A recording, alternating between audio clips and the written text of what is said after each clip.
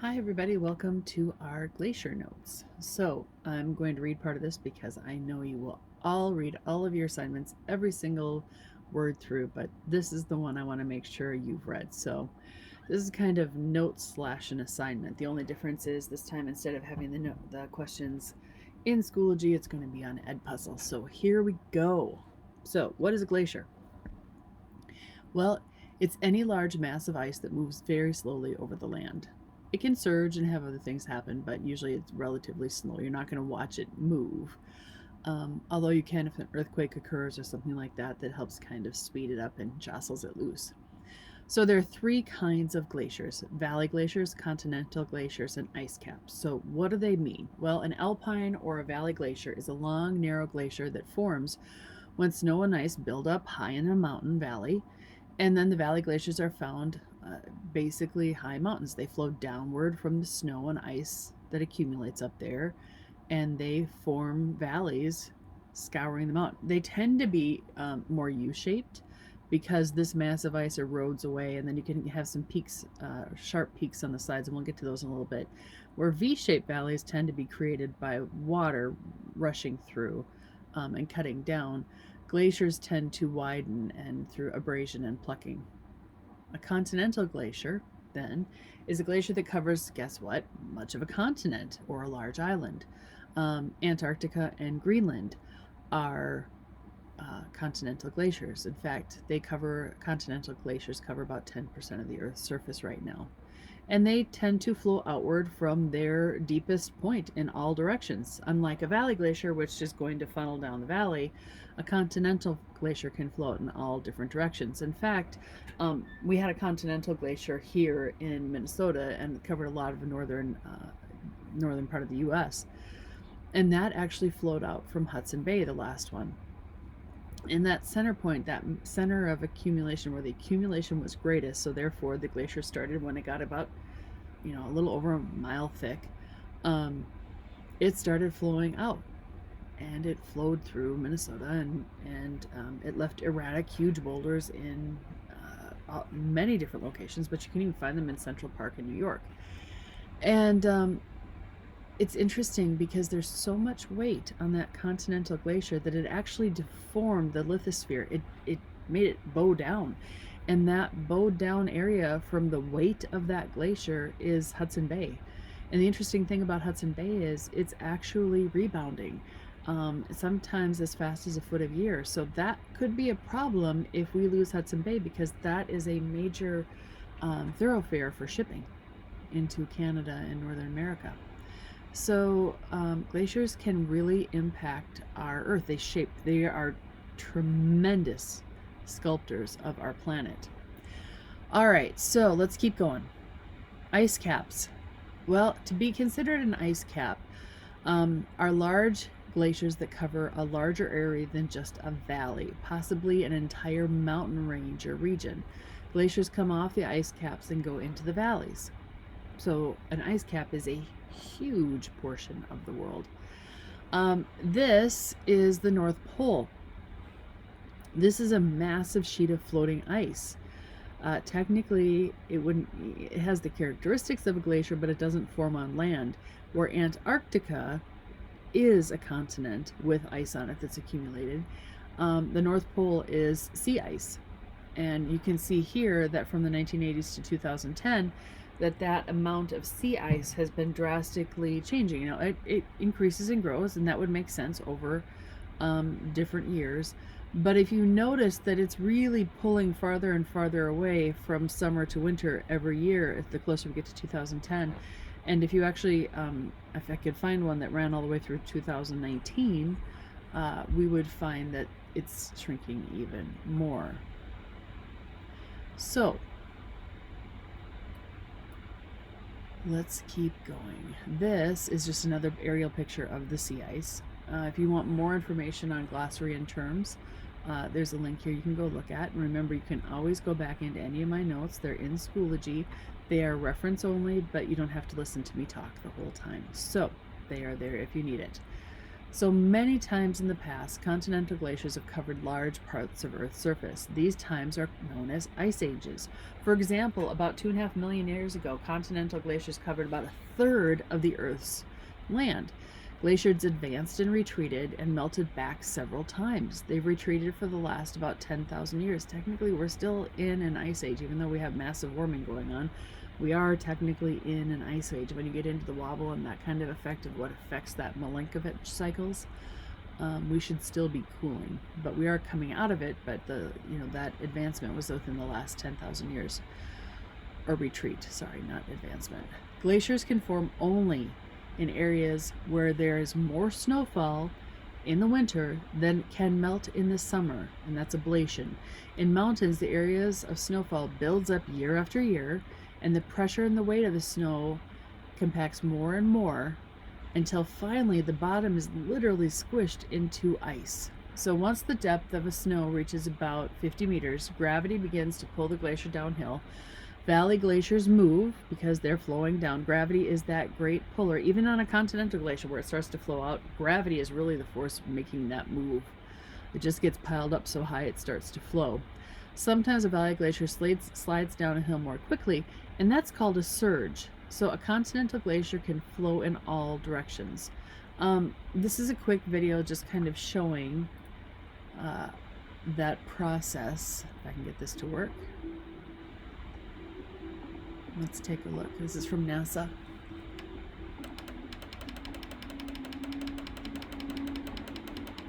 The Jakobshavn Glacier on the west coast of Greenland. It's a familiar destination, but it certainly looks different every year.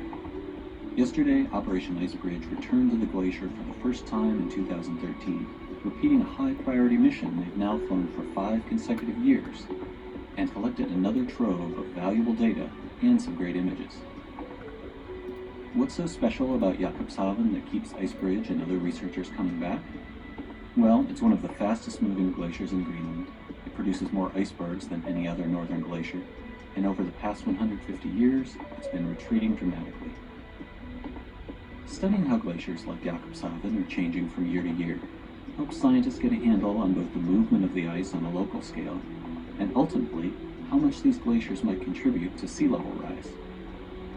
While studying the upstream catchment area of the glacier, kind of like the drainage basin of a river, was the primary objective on yesterday's flight, making a pass over the calving front of the glacier is always a highlight of the mission, as we can see from this video taken last year. Here we see 2 views of the calving front from this year, with laser elevation data above and high-resolution photographic data below. And here's a closer look at just how detailed that imagery is. Ice Bridge plans to be back at Jakobshavn next year. Past, present, and future Ice Bridge flights over regions like this one are aimed at building a continuous record of change in Earth's polar regions to bridge the gap between NASA's ICESat satellite and ICESat-2, scheduled for launch in 2016. All right, so that's a Greenland glacier. So the movement of glaciers changes the land beneath it. Not only can it deform it because of the weight, but it scrapes along. And although glaciers work slowly, they are a major force of erosion on our planet.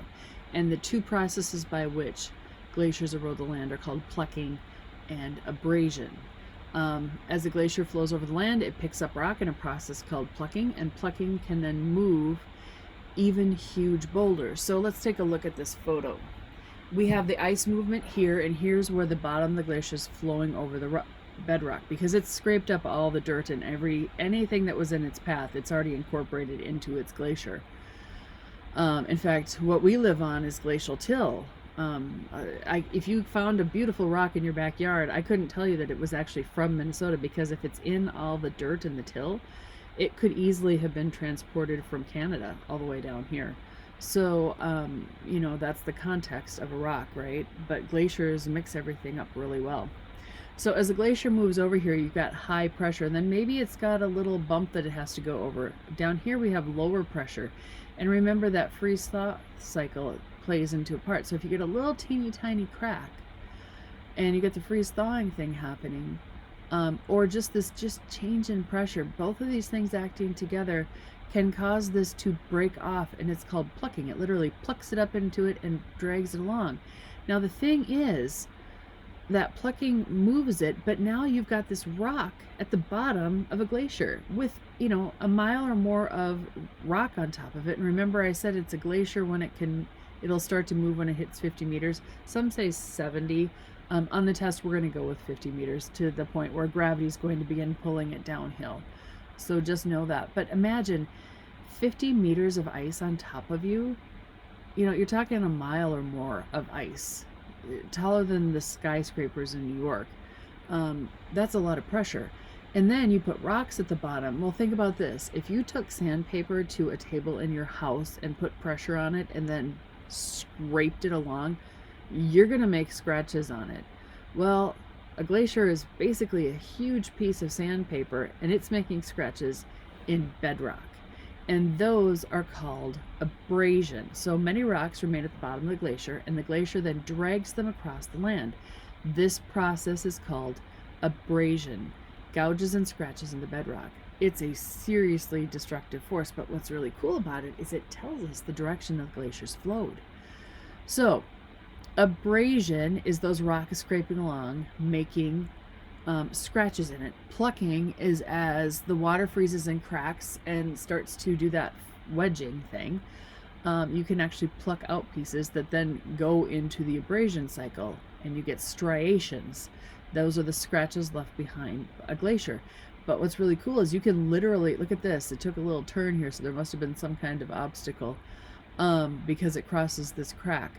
If you follow these striations back, you can literally look at the direction from which the glacier was flowing. From here, probably down here, because this glaciers flow downhill. They can flow up a small hill if, let's face it, this hill is shallower than the depth of the glacier. But then you're going to have a lot of pressure building up, and we're not talking, it's not going to go up over the mountain. It's going to go down to the best of its ability, and then it might make a curve. But these lines scratched in this bedrock are called striations. And that was one of Wagner's pieces of evidence for having the continents go together. So a glacier gathers huge amounts of rock and soil as it moves. When the glacier melts, it deposits the sediment it eroded from the land, creating various landforms. And a mixture of sediments that glacier deposits at the surface is called till. And it can be tons of boulders, gravel, sand, clay, silt, all of those different particle sizes are incorporated. Because remember, the more these turn around, if they can hit each other, they can break down into smaller pieces as well. But glaciers also leave behind very distinctive geographical features that we can see in Minnesota. I mean, there's even a state park out west. If you take Highway 12 and keep going and then a little bit north, it's basically Glacier State Park. The till deposits at the edges of a glacier ridge called a moraine. A terminal moraine then is the ridge of till that the farthest point the glacier reached. And a lateral moraine then are the ones that form along the side. So the deposits of till on the edges are called a moraine. So the front are terminal, the side are lateral. All of these are moraines. And so what you're looking at is, as this scours out pushing all of the stuff around it, it also pushes dirt in front of it. It sometimes incorporates it, but it does push it, and it also pushes it out to the side. So this actually, this till, this dirt, this debris pile gets pushed out to the sides of the glaciers and in front of it. And I have two terminal moraines. But technically, remember, terminal is the farthest it goes. So at this point, the glacier actually surged all the way down here and deposited its till. So this is the oldest moraine here. And we know this has to be newer because it wouldn't have left a moraine, skipped over it, and gone to this one. It would have pushed this down. So this is showing this great glacier is doing some recession. So as it melts in the summer, it recedes back. And then in this winter, as it gains, it can surge forward. And this second surge didn't surge as far as the one before it. This is a terminal moraine. It's a pile of till. This is a meltwater stream coming out, which would make sense. It's a stream. It's the water glaciers melting. It's got to go somewhere. And it creates a stream until it finds a low area and might gather into, guess what you get? A glacial lake. So, eskers are underwater rivers of ice. They leave behind long, winding ridges of sacrificed sand and gravel. So now imagine there's a glacier on top of this, and stuff's melting, right? You can actually get these little like cavities at the bottom where the ice is melting and water is rushing through, and all the stuff around it that's sediment starts dropping out, and the water can flow around it and through it. If it's sand especially, it's going to be permeable, it'll let it through. But as the whole glacier then finally melts away, where it deposited all this extra stuff from this melting river of ice and underneath it, you get these long eskers. And what's really cool, if you follow this, it doesn't have to be straight. It kind of curves because it's wherever the melting happened at the bottom of the glacier, which could have to do with topography. But as it melted, it dropped sediment as water came out, and it goes here. But look, this one curves, curves, curves. Then it does almost a 90 degree, and then a curved 90 degree, and comes down and then circles back. So eskers do not have to be in straight lines. But if you see weird ridges like this in glacial till, that would be an esker. Here's another one coming through. And this is a glacial lake. Glacial lakes is what we experience all the time. We think lakes are normal. Lakes are not normal. Gravity wants to fill them in. All that mass wasting eventually wants to come down and fill in low areas. And what happens is as the glacier melts, all of that debris that's incorporated up into it, it doesn't recede back. When the glacier melts, it all just drops down. You know, like that huge snow pile in the parking lots that some of them are still there. I drove by one that was pushed over the side of a parking ramp, and a week ago there was still a pile of snow, because as it melts, all that stuff that was incorporated into it, they sometimes get real black on the top from like chunks of asphalt that get scraped off, and it insulates it. So now imagine an entire glacier melting. Well, if there's areas that have a lot of till, we get a lot of till deposited. But let's say there's a huge chunk of ice in the middle of it that didn't have as much till. As that melts, it actually leaves a depression because till dropped here and till dropped here and till dropped there. But this was maybe a huge area of just pure ice without as much till. And so it leaves a cavity, an opening in the ground, opening in the till. And as the glacier melts, the water goes to the lowest point, and the melting glacier helped fill in and create some of those lakes. We live on very unique topography, and lakes are not normal. Another feature left behind by glacial sediment are called prairie potholes. There's a video you've either watched or are about to watch where they're showing kind of how these are formed. Take note of that, because these are still forming today, but not to the extent that you're going to find like if you go to Interstate Park. And if you go there, they have information centers on their prairie potholes. We just usually call them potholes, but they call them prairie potholes, which is fine, which are low depressions in till that were formed by flowing water and glacial melts. Now, really, here's the deal. Think of a mortar and pestle. You put in your stone bowl, and then you put some grains in, and then you crush it, right? You grind it up into smaller and smaller pieces. Now imagine you're at the bottom of a riverbed, and you have a little concave area, and the stream is pushing around, and it's pushing a rock downstream, but the rock hits that little depression, and the stream doesn't have quite enough energy to pick it out or to pluck it out and continue down, and it stays in that little depression. Now there is enough energy in that stream that as it hits that little depression, water will start to eddy in it, will start to circulate, and with that that rock starts to grind that hole, and it gets a little bigger as it wears down. Now the interesting thing is it can wear down straight through into the bedrock. This was a bunch of boulders, and then as the depression gets bigger, more boulders go in and you get more abrasion action, and they can actually be polished smooth because the rocks that are inside there are getting just as eroded away as the hole is becoming larger, and it can actually polish them. That you can actually see if you go to Interstate Park and their visitor center, which by the way is right off of the parking lot. It's easy to get to, and you can see some of the boulders that were at the bottom of these potholes, and some of them are like perfectly round, some of them are irregular shaped, but you're not going to see a lot of hard edges on that. These are potholes that have been worn down into the bedrock. Now these are huge. This is a huge, like it's big enough, like distance wide across, you could fit a bus into it, and it's more than a story deep. This was a huge amount of water. And this would have been like Glacial Lake Agassiz releasing its water. So a glacial lake in the middle of a glacier, you can have enough meltwater that it could have the volume of like 2 of the Great Lakes. And the only thing holding it back, ice. And eventually, as that ice gives way, that water rushes out at like 60 miles an hour. And it has a lot of energy, a lot of force.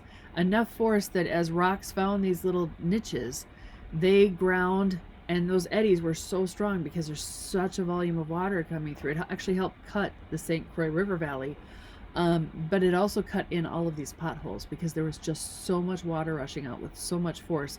It literally eroded away these huge holes. And it was the start of those. So what is a kettle? Well, retreating glaciers also create features called kettles. And it's that glacial lake. It's like the stuff we live on. We live on their kettle lakes. A kettle then is a small depression that forms when a chunk of ice is left in glacial till. And the kettle is then filled in with water, is called a kettle lake. When the ice melts, the kettle remains because you're left with that depression. There wasn't as much till to fill it in. Even today, here's a retreating great. I need to go to sleep and try this again, don't I? A retreating glacier, and it has left deposits of sediment all the way around. But then here's where there was a chunk of ice that melted, and here's a kettle lake. It filled in. These are kettle lakes. You might live on a kettle lake called Lake Minnetonka. Fjords are long, narrow, deep inlets of the sea between high cliffs. Usually you see these, we call them fjords in Norway and Iceland. They're typically formed by the submergence of a glacial valley. So now imagine this.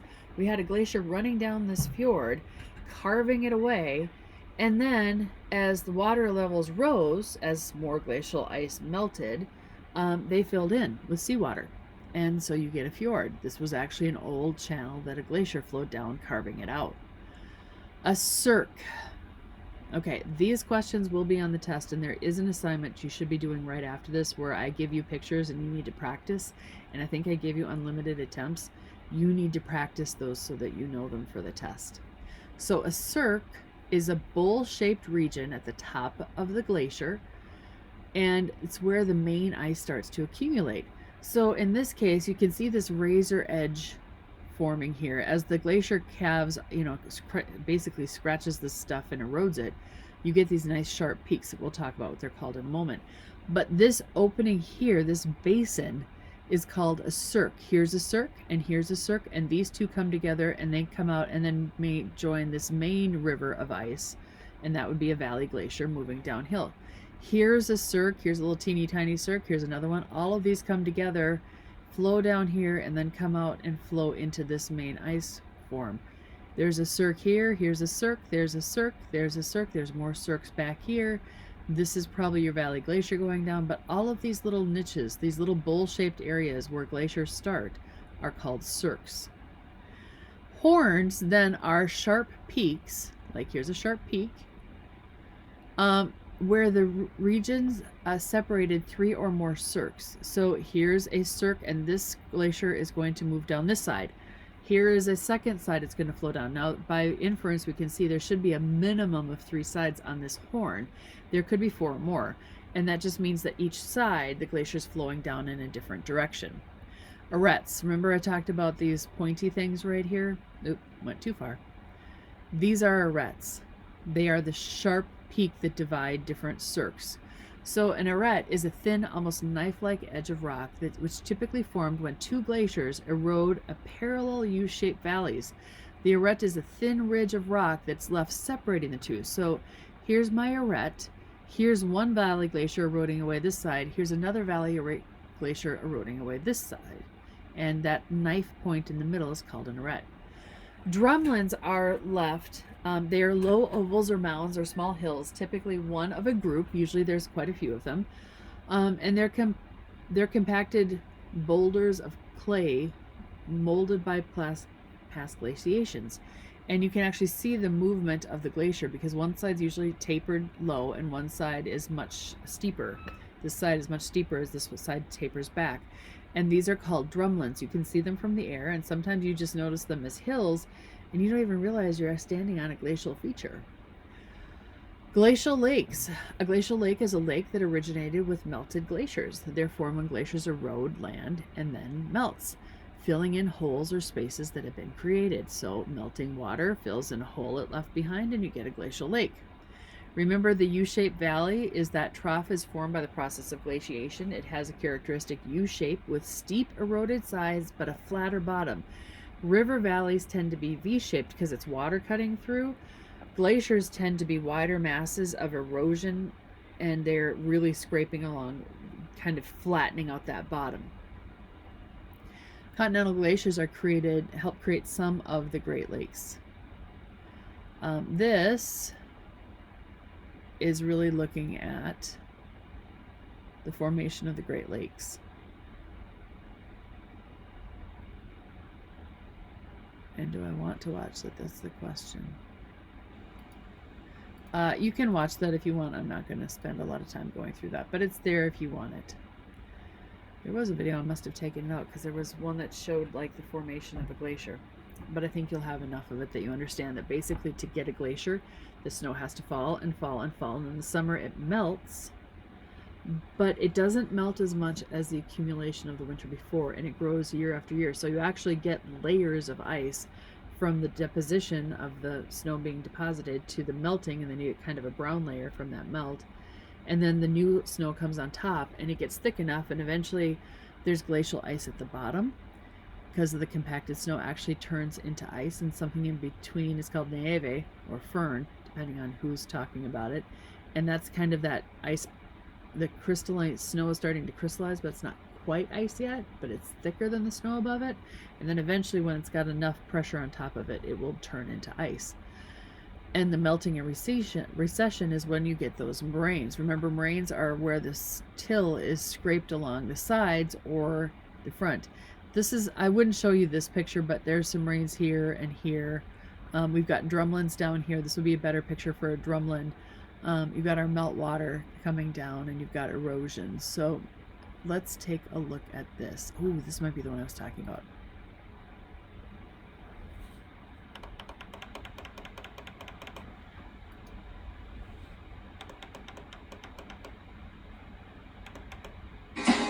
Yep.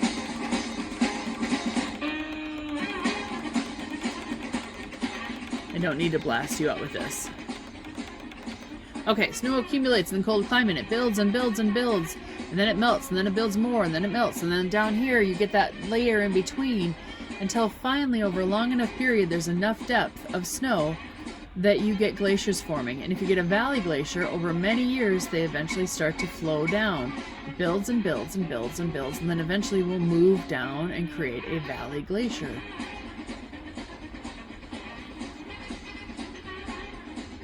Now, one of the theories says that we get some melting underneath, which actually makes the glacier flow faster.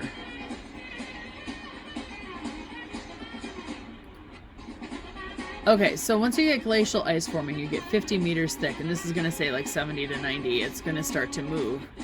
Oh, but I do want to go back to that. 60 to 90 meters, what they say.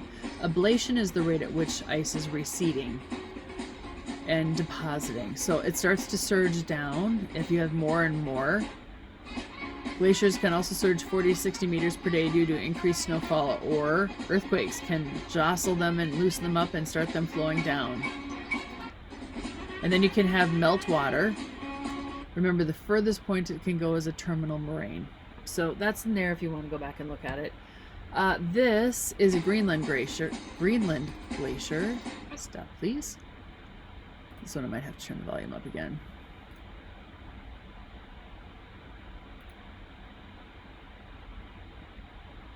Oh, this is important.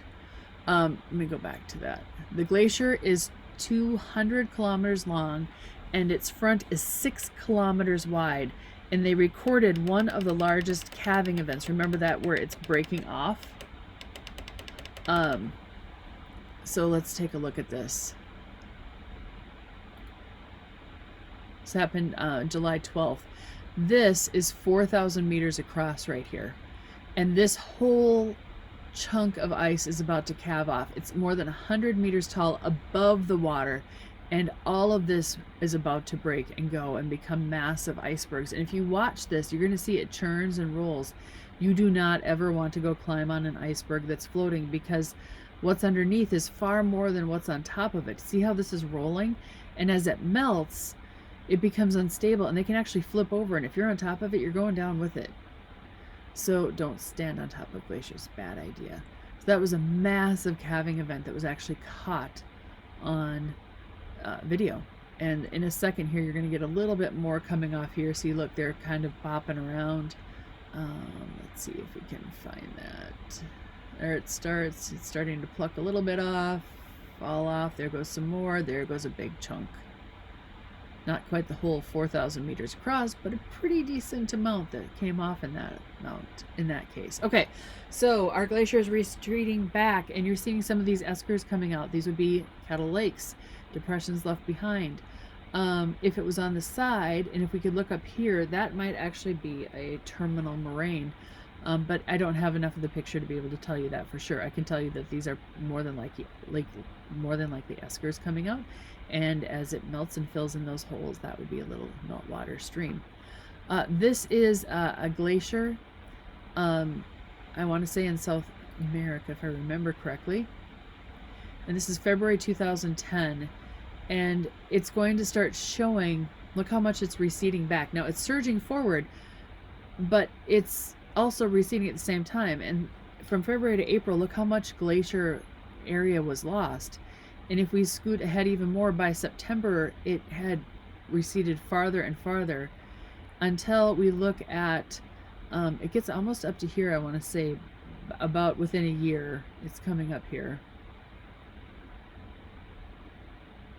And here, this is a year's worth of recession. That's how much that glacier was lost in 1 year. These pictures are questions you do not have to do. If you go ahead and want to do these to review for the test, you are more than welcome to. I think I gave you unlimited attempts at the set of notes. Do not type in the essay questions here, because I am not going to grade them.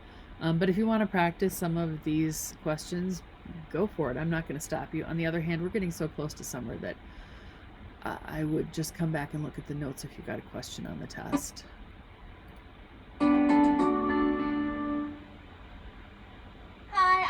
Robinson. In this What Is video, we're going to take a closer look at ice ages.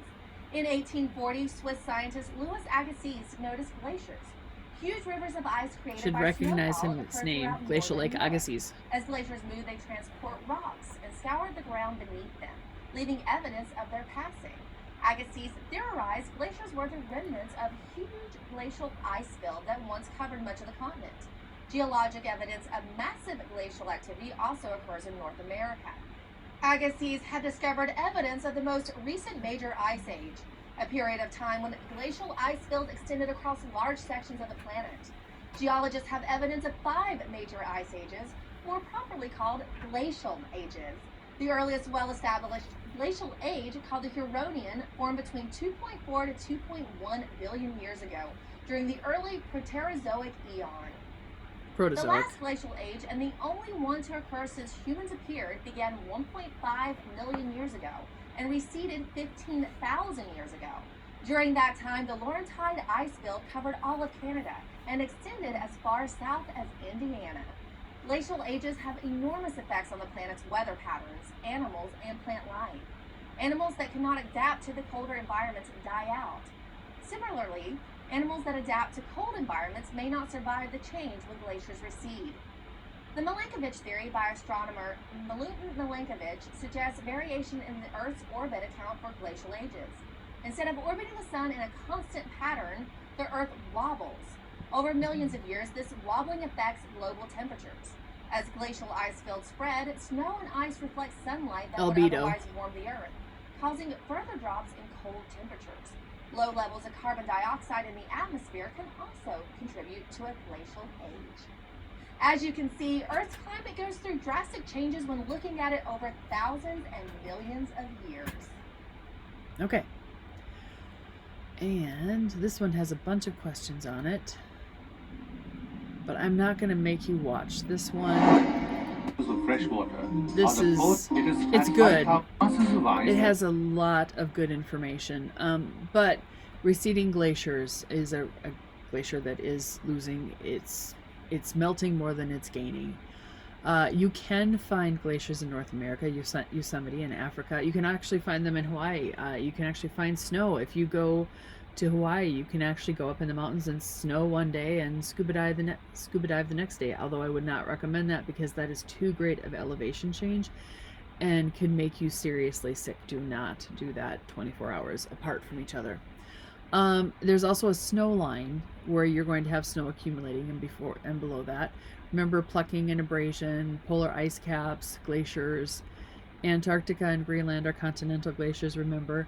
Antarctica is interesting. It's the only landmass we've never really seen, and when you watch the video they'll talk about that, but it is one big massive glacier covering a whole continent. In fact, there's Glacial Lake Vostok that has been covered for millions of years and could have really cool organisms underneath the ice because it just hasn't been exposed to anything modern in millions of years. It would be interesting to see what the bacteria and anything that's growing there, how it has developed separated from everything else.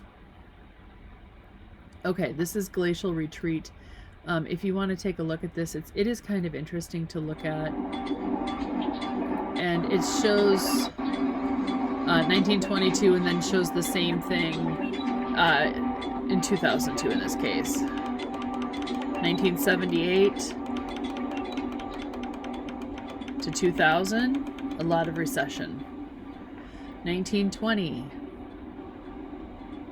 to 2005. 1909.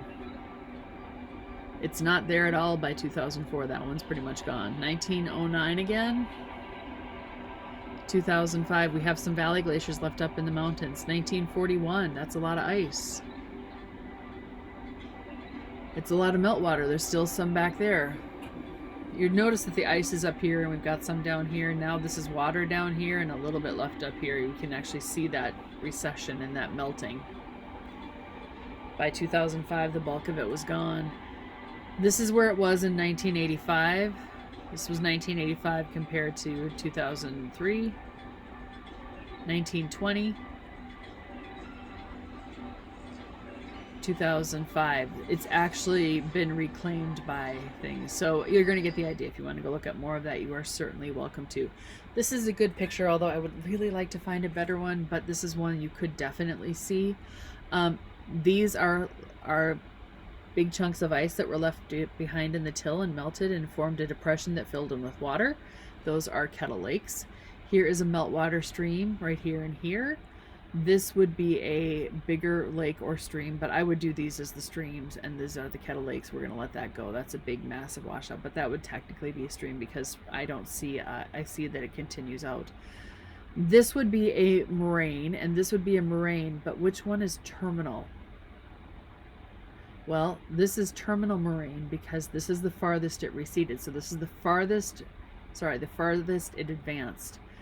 It advanced again for this moraine. This would be the newer moraine, but it did not get as far as this terminal moraine. So this is the farthest it managed to get. It terminated here, and it continues. This would be an esker, right? This is that underwater stream where a lot of our river that a lot of our till deposited as it melted. And it can also leave behind drumlins. And remember, it kind of points as an arrow. The big steep side is the side pointing towards where the glacier came from, and it tapers off in the direction of the flow of ice.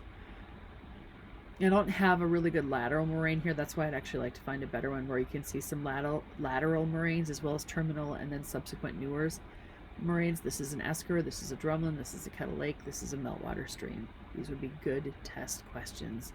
And if you're just getting to the point, I had to redo these, so that one's not good anymore. I kind of forgot one whole big chunk, and I had to come back and redo it. So welcome to my life. Also, if you have noticed, my hair got a little shorter, and I cut it myself yesterday morning. And who knew in the time of COVID, we would have to do our own hair. What are you gonna do? If you've got questions, as always, you know how this goes. Ask Zoom, email, however you need to do it, but make sure you ask your questions because the test is coming up shortly.